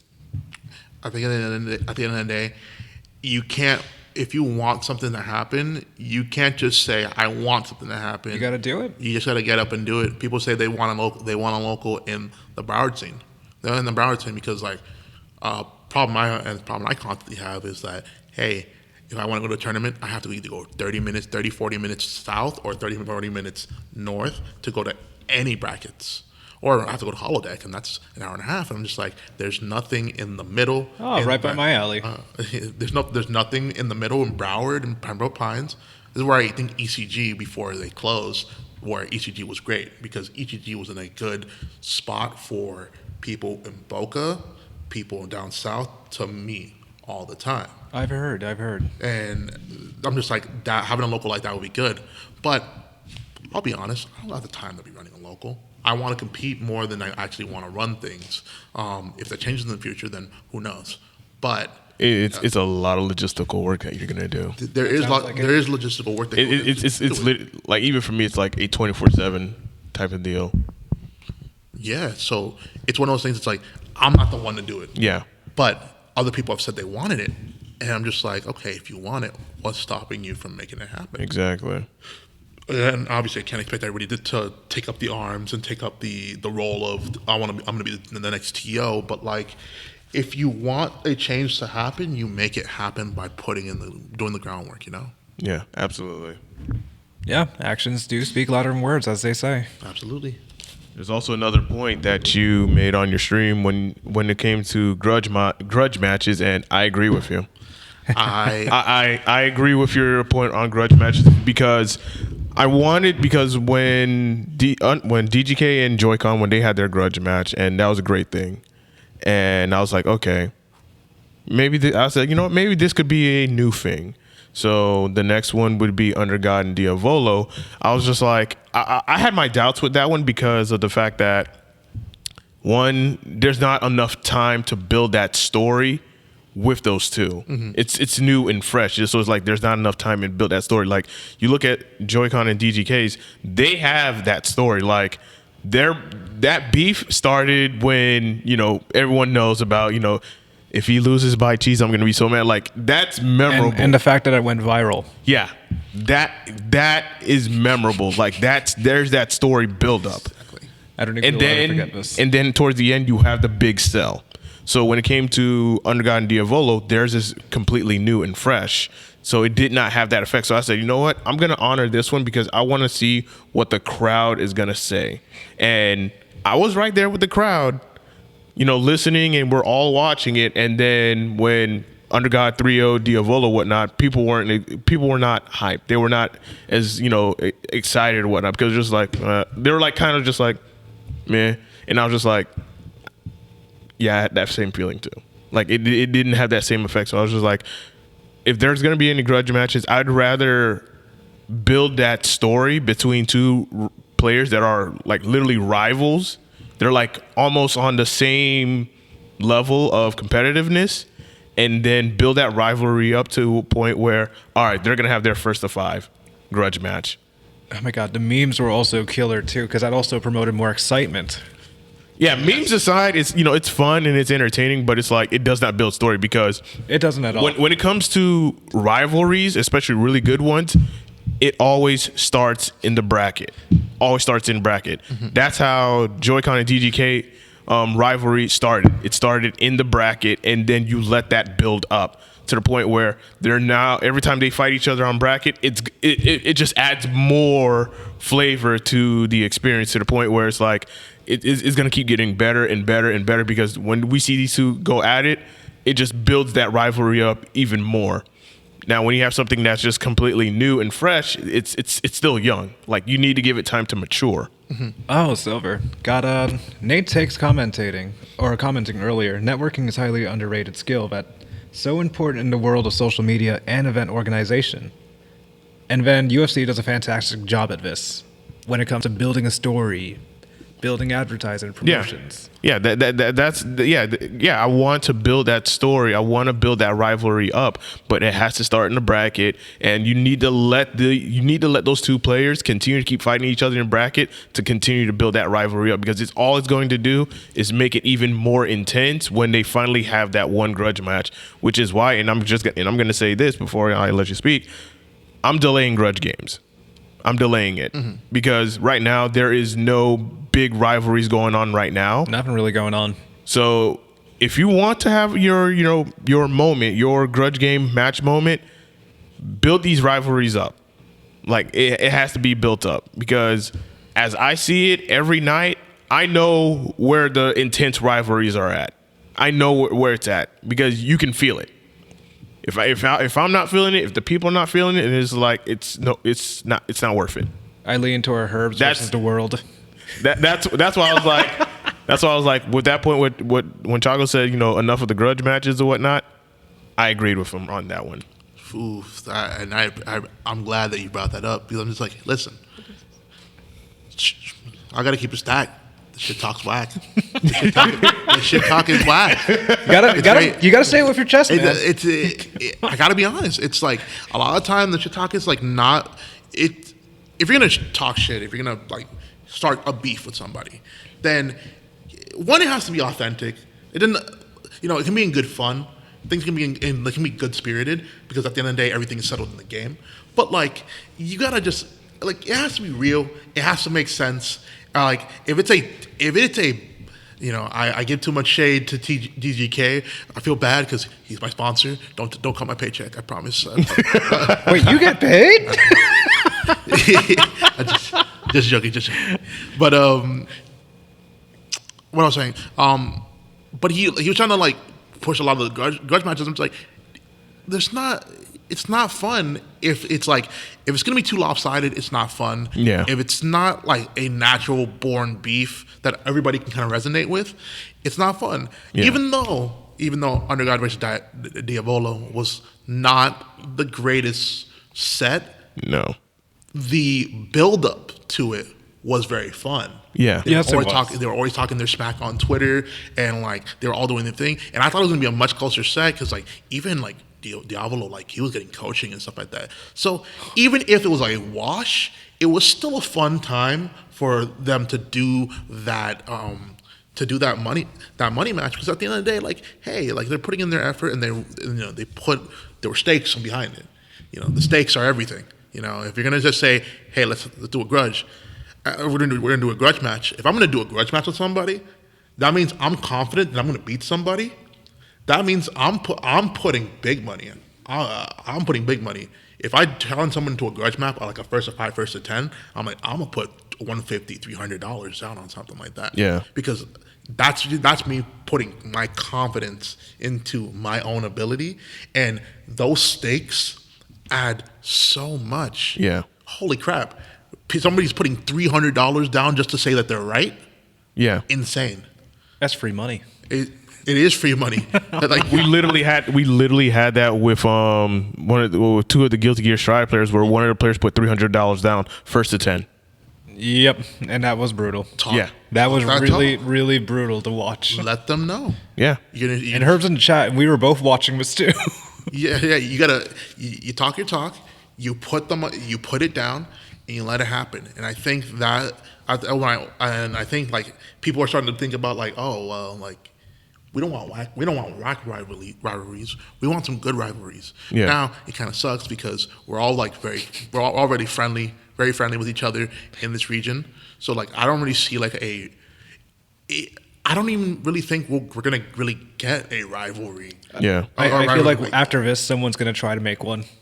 As I said before, they could try to make one, but if the people and if it doesn't resonate with me, and if it doesn't resonate with the people, more importantly, then just like nah. Yeah, I agree. Which is one of the things I wanted to experiment and do last night was, since the tournament was done over, I said, hey, if anyone wants to have their grudge match, like a first to 5 grudge match on stream, I'll let you do it. And I let Scruffy and Mineshaft had their first to 5, and then after them it was Hippie Jump and Joy-Con first to 5. How'd those do? How'd they do anyways? It was actually good. It was actually pretty fun. Okay. Mm-hmm. Granted, majority of the people were not here because you had like a lot of people still grinding and playing sets or whatnot. But that was something new that I wanted to implement, where if the tournament is done early and if people want to have their little grudge match or even money match on stream, I'm gonna let them do it. Mm-hmm. I mean that's a good way. Money matches, it's inherently just some form of like that extra level of pressure because there's money on the line. Yeah. And like. DGK always money matching, and like always money matching on a Wolfpack. I do give him props. Oh, I slandered him at Otaku Fest when he asked me for a money match. Yeah. I told him to money match and go get some bitches. Damn. Poor Herb's witnessing me being in action. But he's always money matching people, and like sometimes it's kind of whatever, but like then sometimes it's just like, oh, we're hype, even if it's like a funny money match, like. He money matched somebody's Ganon, and it's like it was hype. It was fun. So it's just like, yeah, there's ways to go about doing a grudge match, doing like a rivalry that's like more authentic, more fun for people to be. But if you can just throw it out just for the sake of it, I'm just like, yeah, it doesn't hit. Yeah, it doesn't hit. No, it doesn't. It's just there. Because it's like if you want to have your grand moment to completely shit on someone, you need that rivalry needs to be like really built up to the highest peak, so that way when you get the shit on them, you get the shit on them. And one good example I'm going to bring, I don't know if you're aware of the Mortal Kombat scene, but it happened back in Mortal Kombat X with Perfect Legend and Sonic Fox. Oh, I remember that. 13-0. Like, that is a good grudge match. Yes, it was. Just let them know. Just talk. Like, you say your piece. You say I'm better than you. You put the money down, and you go at it. And and even though Sonic Fox won, it wasn't an easy. Yeah. Even though he was 13-0, it wasn't an easy 13-0. Perfect Legend's good. Yeah. Very good. Yeah. So like, that's my thing. I guess. I would love to see more. The thing is, we don't always play with each other. I would love to see more with like. I want to see more with Anathema, J Mafia. Yeah, that's what I would love to see. I don't think they will ever. I don't think they'll ever get to a point of doing a grudge match because, like I said, we're all very nice with each other. Mm-hmm. But it's always like J Mafia is he's a weird situation where like he doesn't really get to go out to many tournaments, but whenever he does show out. Ooh. And like I think people always talked about like, oh, Wes Ham has always gassed up Zeke, that Zeke could be number one if like he could, and I'm just like, that's something that like Anathema is dominant too, so that like that's something that could raise questions. But like I said, I don't think we'll ever really get to see something like that, and I'm okay with that. I'd rather just see. I rather just seeing people being active in the scene and just like actually like, oh, let's build some hype around some of these matches. I think that's fine. I think another note is if we want to build those storylines, then that can be built through commentary. Yeah, Commentary on the sets, talk about what's going on. You know, it's people don't know it too often, but when they see Flash versus J Mafia, most people don't know that J Mafia beats Flash a lot. yeah, So if Flash beats J Mafia once, the pop off's gonna be insane. yeah. So like, but that story needs to be built through like the actual commentary of Yeah. the stream matches and stuff like that. That's where the commentators come in. Yeah. Ooh. Because that's another element that builds to the story and it carries through because that commentator has witnessed that actual match, and then as they're, commentating, and then of course they see the same two players coming at it or whatnot, they're gonna make it interesting because it's like they know the history from the very beginning to the very end. And it carries through months and months, weeks and weeks, months and months. Most definitely. Looking at the chat right now, we have Parsa in the chat. What's good, brother? He's a part of Island. And then Miles put out Kane Blue River versus F Champ. I'm trying to figure out who those two are. I know F Champ, but I don't know the other one. I've definitely seen some stuff with F Champ in the past because F Champ talks his shit.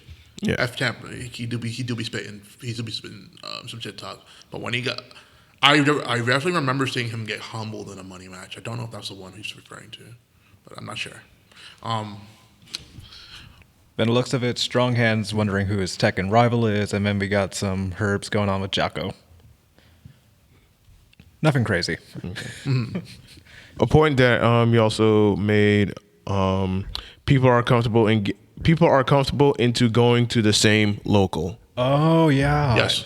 So it ties back into what I said earlier, where like, if I'm going to go to Wolfpack every week, I'm going to play the same set of people every single week.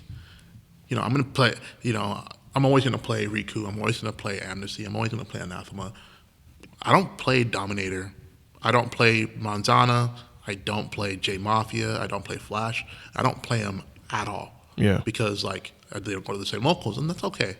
But like, if I'm only going to go to Wolfpack, I'm only going to see the players at Wolfpack. Yeah.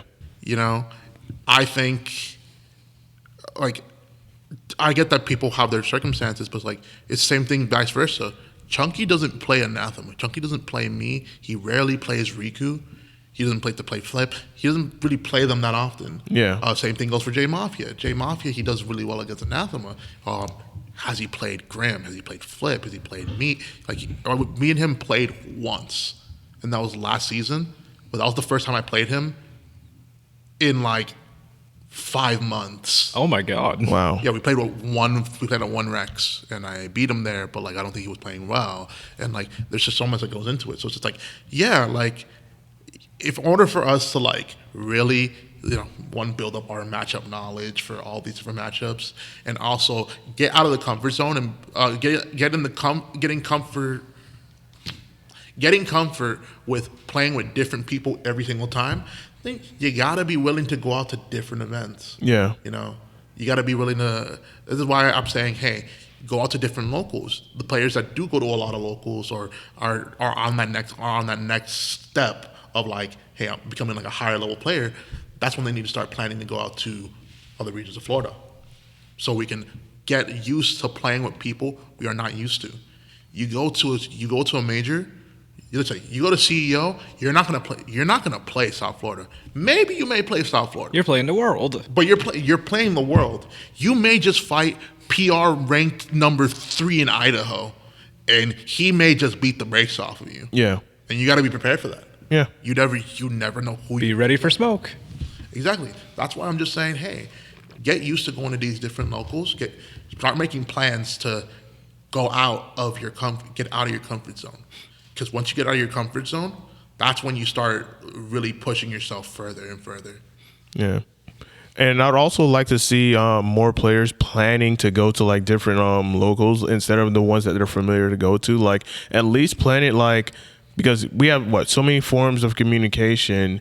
I understand, some people are shy and they're, very reserved and, to themselves or whatnot. But if you want to grow as a player, then find out who are the players within the community that are also wanting to grow as well. Plan a time or a schedule to where, hey, we're going to try to go to different locals or go somewhere out of the region, so that way we can continue to keep grinding and get better at the game rather than just becoming comfortable going to the same locals and placing maybe the same placings that you normally do. Like sometimes you'll do a little bit better, sometimes you'll do shit. But there's that effort of just making that, just going. Mm-hmm. And then finding the people who are going to go, because one thing that I've noticed when I came into the Smash scene is that majority of the community, majority of the players are, casual at best. And then you have like a small demographic of people that are competitive. And out of that competitive group, it gets even smaller. Those are the ones that actually travel and go to different places. So if you're in that category group of just, hey, you are competitive, you want to go out more, find the ones that are actually going out and, make a relationship, make a connection, and then go for it. Exactly. I told this player named Octohaven, he's a Ridley Minion main that goes to Wolfpack. Oh. And he was in my chat one of these days, and he just like, hey, I can't, like, he's been asking more questions ever since that video, and he's like, I can't wait to go to Flynn's one day, because like I really want to play with the players there. And I literally told them like, hey man, if you start, hey, listen, go on Twitter, be like, hey, I live in this area. Who from South Florida who go to Flynn's live in the same area? We can maybe work something out. Give you a little bit of gas money, because gas it's a little bit expensive. Yeah, gas is expensive. Throw a little gas money, throw somebody's way, and you would be surprised how many people would be like, sure, why not? Some people maybe even do it for no gas money. Yeah, like it's just a little bit like I'm that. literally one of those people in West Palm Beach. Like me, Four Face Buttons, and Herbs would ride down all the time from Guilty Gear. Or sometimes we'll just swap cars, if anything. We just pay each other in food, which I'm really cool with, actually. That's a very good way to go. That's like another good thing to go about it. Like, you just gotta, like, sometimes you just gotta ask, bro. Yeah. Don't sugarcoat it. You guys are kids and you're young, but like, it doesn't take a lot of cojones to be like, hey, I need a ride. Are you available for a ride? Do you need a little bit of gas money? Just go up to some people. We don't bite. Yeah. We don't bite. Yeah.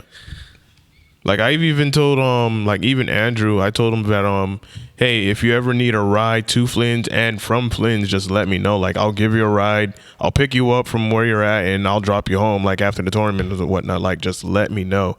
Granted, I stay close to where Versus. Yeah, I do stay close to Versus, like literally 2 minutes away. Oh, you live in Sample? Yeah. All right. I live in Wellington, Florida. So I'm just like, when I come to Flynn's and whatnot, I'll hit up Andrew and I'll just be like, hey, if you need a ride, just let me know. Just do not be afraid to like hit me up. And that's another thing that I'll say to all the Smash players is that wherever you are, whether you're in Palm Beach, Broward, or Miami-Dade, find someone. We're in Discord, we're in Twitter, we're on Facebook. Like, ask.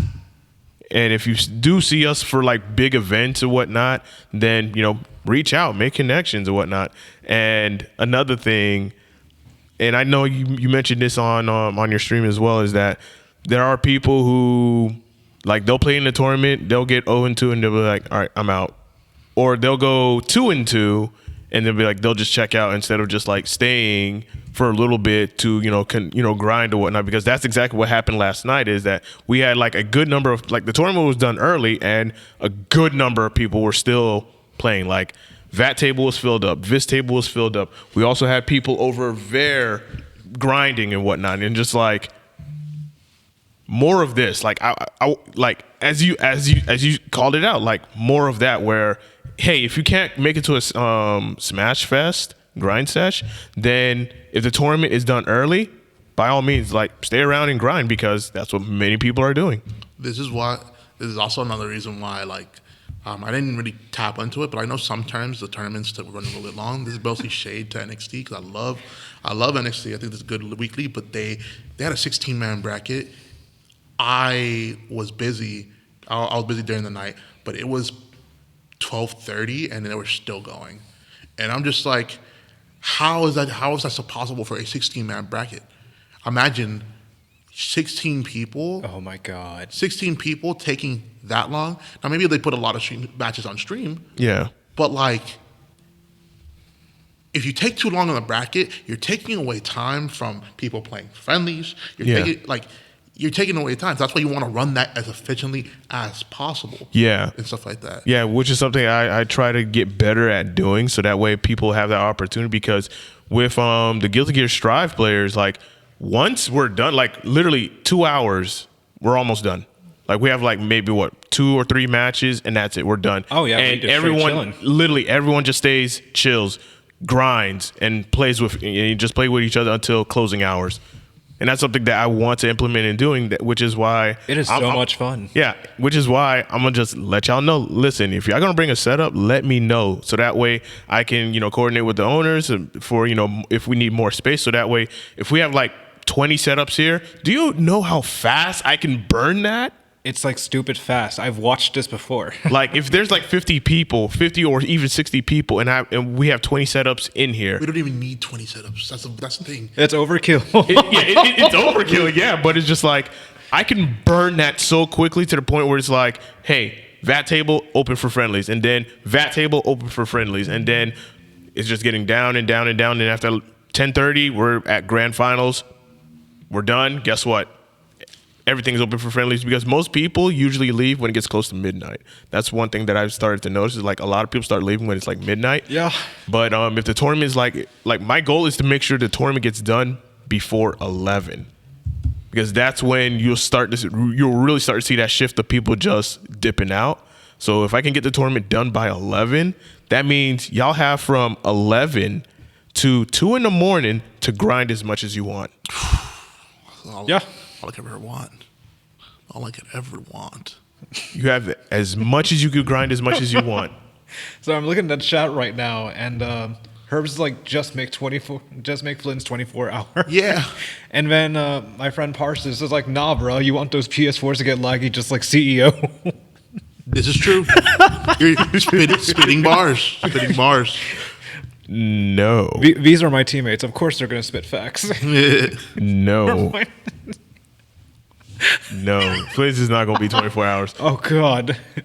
But, yeah, like, Ooh, had to pop my name. more people coming out. Like, if they can't make it to like a Smash Fest, then at least if the tournament is done early, then people have plenty of time to just sit and grind.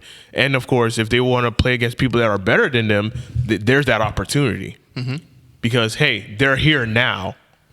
Instead of just, I may not be able to play against this person for a Smash Fest or just grind with them in person, but if they're here at the tournament and the tournament's done early, there's my opportunity to play against this person and learn how to get better at the game. Oh, my God. Herb just said, wait, Smash players have a bedtime? Oh, hush. Yeah, but he's not wrong. Ha. As you see, man, making Smash joke. Yada, yada, yada. Love you, Herbs. Oh, goodness. But yeah, I think all of those issues are just like what the crux of like me making that video was about. It was just like, hey, if you guys take a little bit more, if you guys put a little bit more into what you want, this region can be thriving. Yeah. This region could thrive, but we just don't, because we don't put in our time. The opportunities are endless. Yeah. And, it's just, people like, and I see with players' reactions where they'll get shitted on and they'll be like, all right, I'm out. And they're just like, why'd you come? It's like, why you come? Or this is, and of course, this is going to be like another topic. one of my pet peeves, and I see this a lot at Flynn's, not every week, but at least every month, is they get knocked into losers and then they want to DQ and leave. I'm like, why? Why do that to yourself? You get knocked into the losers. Okay. But it's not over. You can still make a comeback. Like, why do that to yourself? Like, why waste your time to come out, then you get knocked into losers. You had a bad, like, you had a bad run. And I told this to one of the Smash players. I'm not going to name his name. I told him, listen, you either win or you learn. You don't lose. That's if true. you lose, then that's how you feel. Yeah, you lost the match, but guess what? You have an opportunity to learn, especially if it's on stream. Like, if you lose on stream, guess what? You can go back, rewatch it, and see where you messed up on. Yeah, self-reflection is key when it comes to everything. You either win or you learn. That's it. You're never gonna get better if you're just gonna be like, okay, I got knocked in losers, I'm out. Like, why come? Why waste your time? This is 100% true. Now, about the wanting the DQ thing, I do resonate a lot with the idea of, hey, you know what? You came here to learn, so you should be putting your time and effort. Like, you shouldn't let this get you down. However, I do know, like, there's one coach I've talked to, Tony Thornton. He's like pretty prominent on Twitter. He told me that, like, sometimes it is okay, not all the time. Very rarely, it's okay sometimes if you are mentally checked out and you're like not in it on the set. Yeah. If you don't feel like stressing about it, it's okay. There's ways to go about it. There's better ways to go about it. You know, you still want to take something away from it, but if you are out of it, you're out of it. You know, you can't force somebody to do that. But I don't want people to have a defeatist attitude every single time. Yeah. You're going to have a bad day. Sometimes I'm just not in the mood to play, and I may have a bad set, and I'm just like, I'm out of it. You know, I'm not in it mentally. But I can at least come back from that, like, that day, and be like, you know what, that's a one-off situation. Next time, we'll come back with a different game plan. I know, but what you're referring to is more like the people who do it all the time. Yeah. Like, it's just like, it annoys me. I'm just like, now I will say yesterday there was two people that came from TC Treasure Coast. Yeah. You had a couple of people here, and I'm gonna just put the camera on me. I apologize, but I did not seed them properly. Like, I seeded Pillow as a random, and yeah. What happened? Oh no. Yeah. Is that what made the tournament go faster? No, it made some upsets. Yeah, it really made some upsets, and I was just like, yeah, I did not, because I thought he was just like a random person, because I was not familiar with with that name, and then when I saw some notable people get knocked into losers, I'm just like, wait, who is this? Pillow. And after that, I looked, and then after that, I went on Smash GG, clicked on his name. He was at South Florida Arcade, and I was just like, oh shit. TC doesn't really come out to much, but Pillow for the longest time was number one in TC, and like he's always been a good player. Like, most of us who've known him, we all know that he's very solid, and we never sleep. Now that does happen sometimes. And sometimes it kind of sucks for some people, but it's one of those things that's just like, hey, I mean, we know now. Yeah. We know now, so yeah. I know that Pillow hasn't been as active, or he's only active in TC, but he doesn't really go out to much after that. So I'm just like, okay. So I'm not. It's hard to gauge sometimes, especially when they're from different regions within the state, because then you have to kind of like, how do we say that they're better than this player in our region that's also ranked and stuff like that? So it gets dicey. That does sound confusing. Yeah. Seeding can get a little bit confusing at times, but it mostly gets confusing when you think about, like, if top 5 from Tampa came to a tournament where top 5 of South Florida is there, who are we going to seed above each other? Yeah. Yeah. Because usually when we have those outer region players and I don't know who they are, I usually just randomly seed them and whatnot, and then yeah. And then it proceeds. Yeah, and then, you know, chaos happens. Usually for those, I would recommend not having this the one person, having like two people help with like seating. Yeah, usually Lizard King would be here to because I'll get like like a second opinion, and even when 8-Bit Man comes, I always go ask the Smash CEOs where do I see this guy? Oh no, Ape Man. You should always. I think asking Brett's been in the scene for long enough that he knows most of the people, so he's probably a good judge of who to seed. Okay, Cool.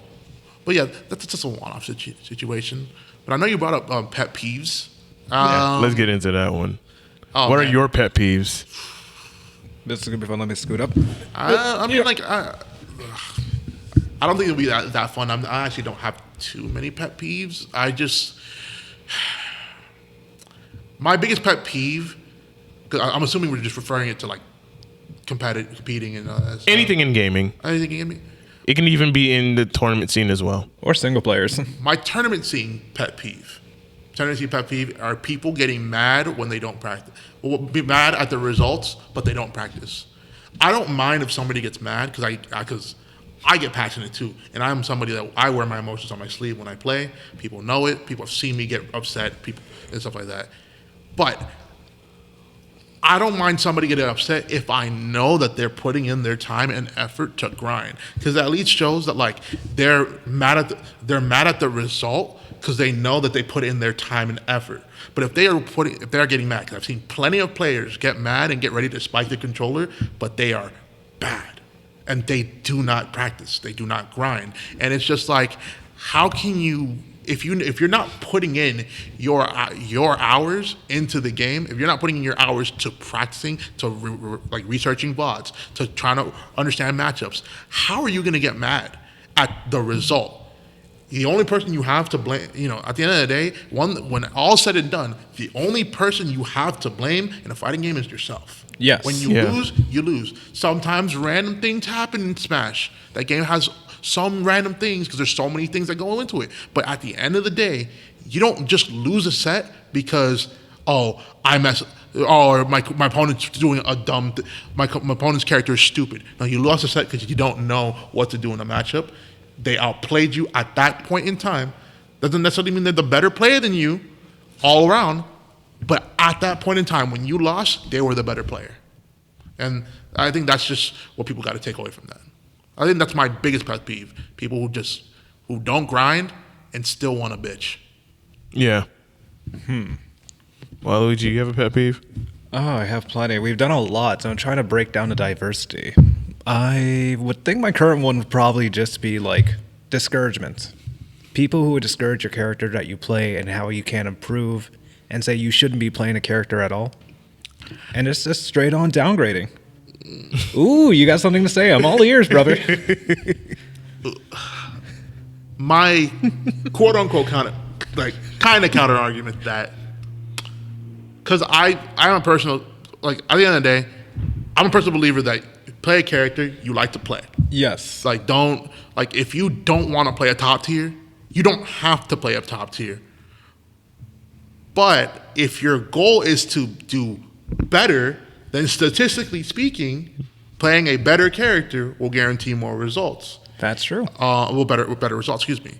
So I'm just like, if you're going, like, it's okay to get, it'll suck. It'll be hard to make it work with a worse character. I know, because I play a character that's not really in the meta, or I think he's a meta character, but people would disagree with that.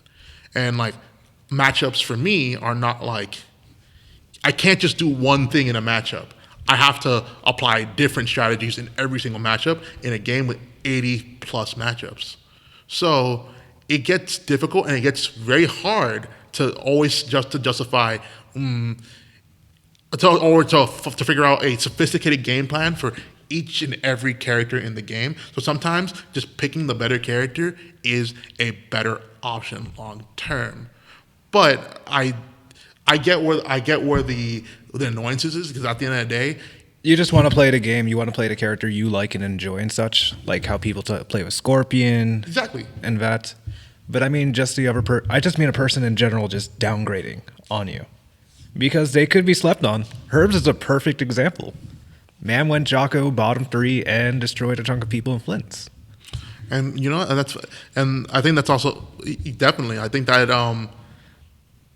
there's merit to both. You could pick up a top tier. You could pick up a top tier and play with the meta. You have all the tools that you need to win in the meta, and still get smoked. But you could easily just get bodied by somebody who dedicated their time to their low tier. They're out of merit. They're out of meta character, and all of a sudden they have significantly more knowledge than you, and you gotta hold that. Yeah. So it's like a both a bad thing but a good thing at the same time, because or maybe, I don't know. I get what you mean. I get 100% with that argument, though. And I would say my pet peeve, and for me, especially as a TO, is... Ooh, this is going to be a new spicy one. Oh, have mercy. I'm always ready for my these. one pet peeve as a TO is communication, y'all. Communication. That's my pet peeve. Like, I am not a very hard person to reach. I am on every platform. You can literally Google me. I'm on it, except TikTok, because I want to keep my sanity. That being said, like, if you want to know when we're having a tournament, what time, are you gonna bring a setup or whatnot? Communication. Don't just show up to Flynn's and be like, "Oh, I didn't know." Like, motherfucker, I've been doing this for over a year now. And you've been like somewhat of a regular. Imagine just asking when the Smash tournament is. Man. Bruh. Either way, communication. Just, I'm not that hard to reach. Hit me up and just ask me questions. That's it. I don't bite. No, definitely. I mean, the Discord's extremely active as well, so more people are able to answer this. Yeah. And save you a few texts. Yeah, just like hit me up. Like if it's anything tournament related, or even if you have ideas that you think that would, be interesting to the tournament scene, or like you want to have like maybe a kind of a tournament event here at Flynn's, or maybe something different. Because I know Seabrick, he came to me with tier breakers, the idea with tier breakers. I'm like, I'm down with it, and whenever he wants to launch it, just let me know, so that way me, Seabrick, and the owners of Flynn's, we can sit down, we can talk about it, and then execute. Because even Aerodust will tell you that when it comes to flexibility, like, we're very flexible. Like, Aerodust knows the owners, he's talked with them, and we've always talked. Like, when it came to planning the Arcadian, the very first one, we talked in I think back in December, and we launched in February. And now we recently talked through Discord, and we're gonna launch the next one in May. So it's just just talk, like, ask us, like, if you want to have something done here at Flynn's. Same thing with Joy-Con for the Smash Fest after your stream. You talk to me, I talk to the owners. They said okay. I said I'm fine with it. Have at it. Communication, y'all. Just reach out. It doesn't hurt. No, it really doesn't. Literally the worst thing that could potentially happen is you probably just don't get a response, and that's okay. You still tried. Yeah. And even if we don't reach out to you online, show up in person. That's fine, yeah. Yeah, show up in person. Yeah, that's a real authentic answer. Yeah. All right, our next topic, because we're slowly running out of time. What does gaming mean to you? And that's just going to be for you. Yes. Wow. What does the game mean to me? This was a tough one. I mean, actually, I did see the topic list, and I thought about it. I'm just like, how would I articulate this?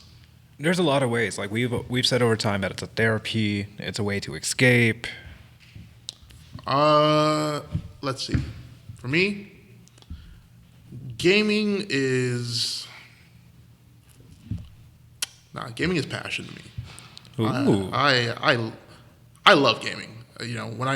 Me growing up, me getting into Smash, like even getting into Smash, when I got into this, I didn't get into Smash because I am particularly a Smash fan.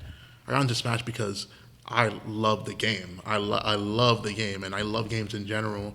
When I play on stream, I don't just play Smash. I play other games because at my core, I am a gamer. I love to play all these different games. I like sharing experiences with people. This is why I began streaming, because I like the idea of, there was something very special of, playing Kirby in the Forgotten Land, And How was that game so far?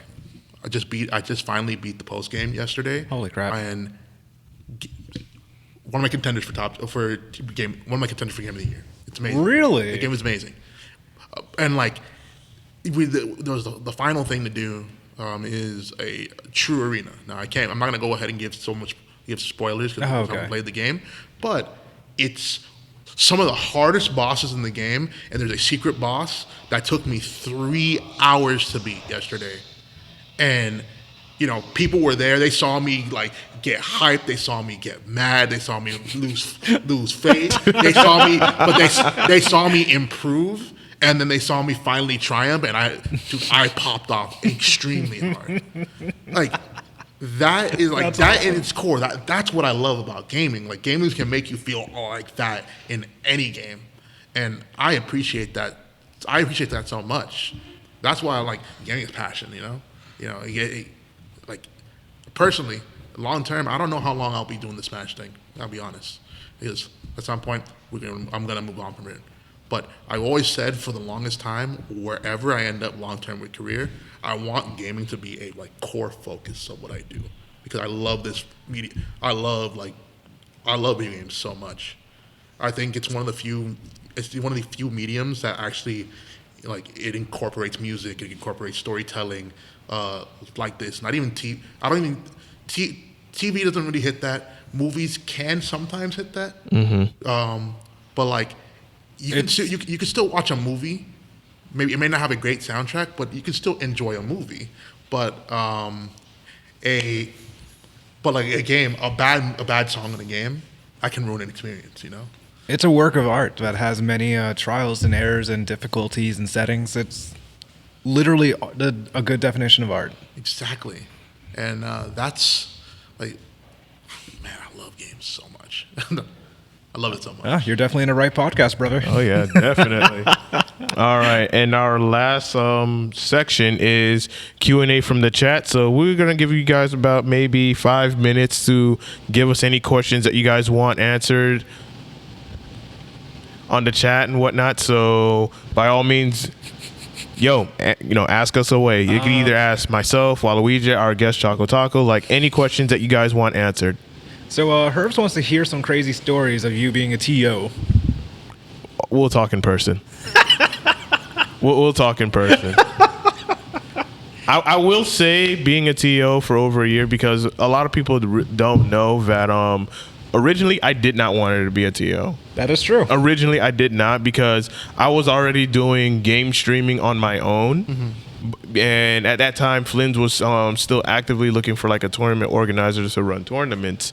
And one of the people that I was going to approach was DGK. I was going to let DGK be the TO of Flynn's and whatnot, because he's been here before. The owners are very comfortable with him and whatnot. And if it wasn't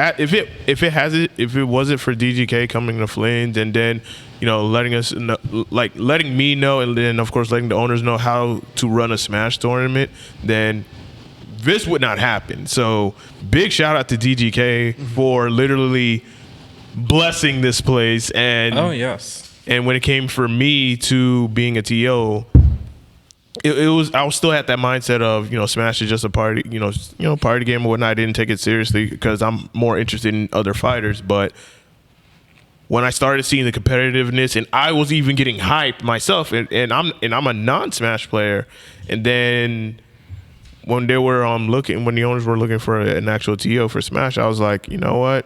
Because of all the times that I come out to the Smash tournament, I see them play. I also help Andrew with the stream setup or whatnot. That's why I was like, you know what? I'll be the TO. I'll lead. I'll take charge. And granted, yeah, I did sacrifice my game streaming stuff that I've been doing and whatnot. I took a complete pause on that to help, do my part for the local scene, because I see the energy. I see the heart of it. And I wish I was there earlier to see it, because I've been to Versus before for other games, but not for Smash. I never saw the big hypes for Smash that the people at Versus had for the game, which is why I would love to have a group discussion for the next Smashcast, to have the people that did go to Versus and who were regulars to not just let me know about the history, but let everyone else know who never been to Versus what is the history of it, because a lot of people hear about Versus all the time, like what made it a great venue, and I can't wait to have that discussion. Definitely. So we got Herbs asking. I feel like you'd be able to answer this, Choco. What is the lamest character in Smash Ultimate? Because he wants to main him. I mean, her. You know, I feel like that's a very diverse thing to say. And I think that's going to be our last question. Oh, Yeah. the lamest character in Smash Ultimate. The thing is that, like, that question is so subjective. Because it can be from moveset, it could be from character design, it could be from anything in general. Okay. So I'll give 2 answers. Okay. For me, I think one of the lamest characters in the game is Sephiroth. I think. Oh, snap. Hear me out. I think that Sephiroth is literally carried by the fact that he is Sephiroth, and the character in concept is cool as a video game character, but that character is baby's first neutral. That character is baby's first neutral. If you have the slightest idea of what a spacing is, you can play that character, and you don't have to be good without playing that character. And it's just, you know what all of them are going to do. So they're going to do the same thing at the same timing. You're going to punish them the same way. It is literally, it's soulless gameplay. And I hate it. The other answer, which this is my personal hate, because I hate Steve. I hate him so much. I hate that character so much. I think that character literally doesn't follow any rules of what any fighting game is supposed to do. And, like, that's fine. You know, people can love that character and all that. I hate the fact that he's literally playing Minecraft when I am trying to fight. He is not playing Smash. He is playing Minecraft. God. Like, it's just, and then, like, over time, it's gotten to the point where it's just like nobody wants to fight against Steve because they're afraid that if they interact with him, they will die off the first hit. So it gets to a point where people are just like, I want to go in and hit him, but if I go in, I may just lose my stock. So they just let him do his mining, do all that, and then all of a sudden it's just like, okay, wait, and I just don't know. Like, I hate both those characters. Bro, I'll cry laughing if someone just starts mining the whole time and you're just standing there idle. I've done that. What? I've done that where I had a lead because Steve is not necessarily the best at approaching. So I've had a lead at times where, like, I would literally stand there. He'd be mining for his resources and just like, I'm gonna let you do your thing because I don't want to interact with you anymore. I don't want to interact with you.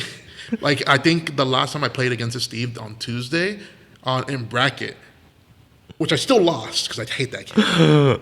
But the games I won, that was the least interaction I've ever done.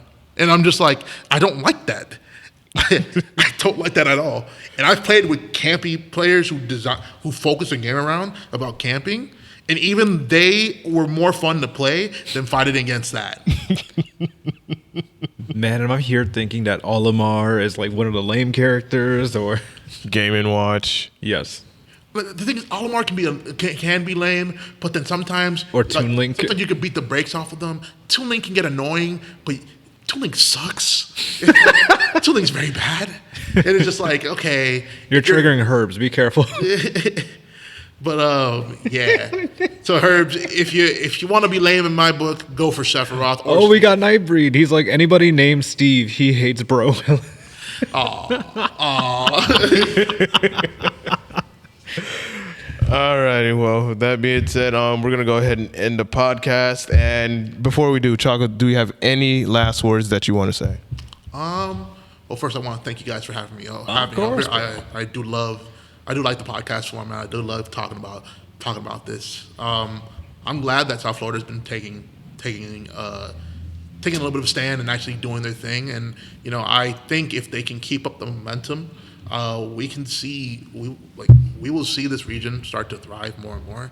As it is, I've been seeing each and every weekly has gotten harder and harder from what I've seen, and it's like, okay, while my intention was never to be the savior of Smash Florida, that was not my intention of it. I just wanted to clickbait people. Yeah. But I always want to clickbait people. But I'm happy to see that they took some of the words that I said to heart, and they can at least look at it and say, okay, maybe we can do something to make this region stronger and stronger. And I'm already seeing it. I'm seeing this. Yeah, because people are now taking initiative and be like, they're stepping up.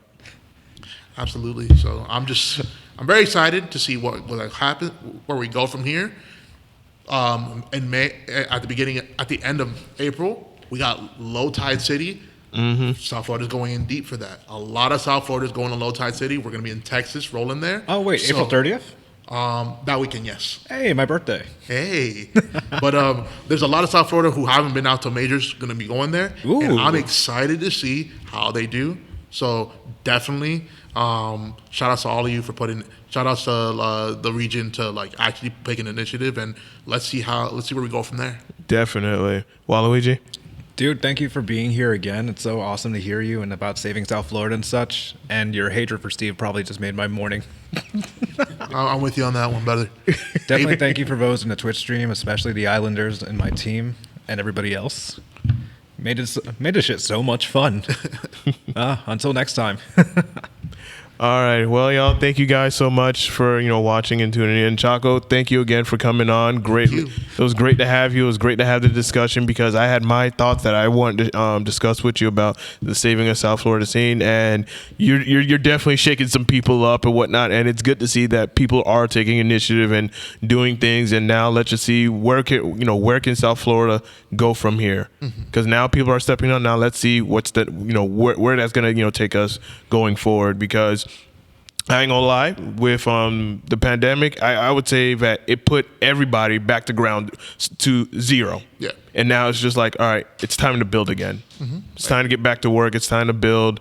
And, for those that are going to, move on, hey, best wishes to you. But for the ones that are here to stay and they want to, do their part for the community, let's work together. Let's build this community up and let's have South Florida thriving. All right. Yeah, let's get this going, boys. All right. With that being said, everyone that's watching, thank you guys so much for watching and tuning in. Of course, you already know the audio format of the podcast is going to be on SoundCloud, iTunes, Google Podcasts, Anchor, and Spotify. Big shout out to those that have subscribed to our Twitch. Greatly appreciate your support. Don't worry, we will have something, planned for you guys in the future for appreciation. And last but not least, thank you guys again, and we will see you guys on the next one. Have a good one, guys. Peace.